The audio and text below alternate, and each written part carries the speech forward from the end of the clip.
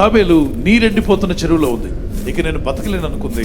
ఆకాశంలో కొంగలు ఎగురుతూ వెళ్తున్నాయి. ఒకసారి పిలిచిందట, ఇక్కడ దిగాయి. ఏంటి అవసరం అంటే, మీరైతే రెక్కలున్న ఎగురుకుంటూ నీళ్ళున్న చేపలున్న చెరువు దగ్గరికి వెళ్తారు. మీలాగా ఎగిరే ఆ అవకాశం నాకు లేదు. కాబట్టి మీరు చిన్న సహాయం చేయగలరా? మీరు ఒక కర్రను గట్టిగా కాళ్ళతో బిగించి మీరు ఎగురుతూ ఉంటే ఆ కర్రను నేను నోటితో పట్టుకుంటాను. మీరు నన్ను నీళ్ళున్న చెరువు దగ్గరికి తీసుకెళ్ళి వదిలేయండి అని రిక్వెస్ట్ చేస్తే కొంగలు రెండు కూడా ఒప్పుకున్నట్టు, ఓకే సాయం చేస్తాను, నో ప్రాబ్లం. వెంటనే కర్రను పట్టుకొచ్చాయి, ఎగురుతున్నాయి.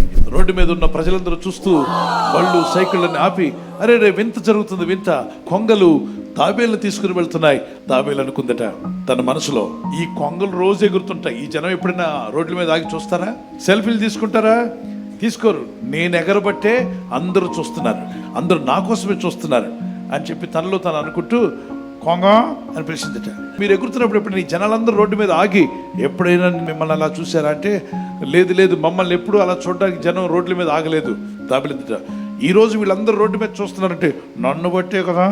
ఆ కొంగలన్నాయంట, నువ్వు సగం మాట్లాడుతున్నావు, మింగినట్టు మాట్లాడుతున్నావు, స్పష్టంగా మాట్లాడు వింటాం అని చెప్పంటే స్పష్టంగా మాట్లాడడానికి నోరు తెరిచింది. ఏమైంది? ఆ మాత్రం వచ్చి కింద పడింది. ఇది తిన్నగా ఉండుంటే ఎక్కడికి వెళ్ళి ఉండేది? నీళ్లున్న చెరువులోకి వెళ్ళి ఉండేది. నేను నాది అనే అహంకారం ఇవి మన జీవితాలను పడగొడతాయి. కాబట్టి నేను అనేదాన్ని పక్కన పెట్టు. ఆ పైన ఉన్నవాడు సహాయంతోనే మనం నడుస్తున్నాం. ఆయన ఇచ్చిన గాలి పీల్చుకుంటున్నాం, ఆయన ఇచ్చిన భూమి మీద నడుస్తున్నాం.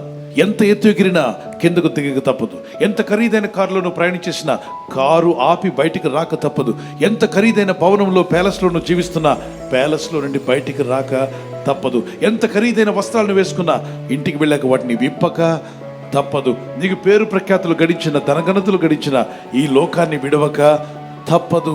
నువ్వు బ్రతికుండగానే ఒక తీర్మానం చేసుకో, దీనుడిగా ఉండు, తగ్గించుకో, అహంకారాన్ని వదిలిపెట్టు, గర్వాన్ని విడిచిపెట్టు, దీన మనసుతో దేవుని మార్గంలో ముందుకు వెళ్ళడానికి ప్రయత్నించి. మా చిన్నతనంలో మా తాతగారు ఆ వరదలో కొట్టుకొచ్చిన ఒక తాబేలు కేరళ రాష్ట్రంలో పెంచాడు. ఆయన పొలానికి వెళ్తున్నప్పుడు దాని మీద కూర్చుంటే తీసుకెళ్ళేదట. అంత పెద్ద తాబేలు ఉండేదా? ఆఫ్రికా వెళ్ళినప్పుడు అటువంటి పెద్ద తాబేలు నేను చూశాను. దాని మీద కూర్చొని నడుస్తుంది. అది మన తాతలు కూడా అంత బతకలే, అది బతికే ఉంది. ప్రార్థించండి, దేవుని దగ్గర మొరపెట్టండి, ఆయన కృపలో వర్ధిల్లేవారుగా ఉండండి. ఎప్పుడు తగ్గించుకున్నవాడు హెచ్చించబడతాడు.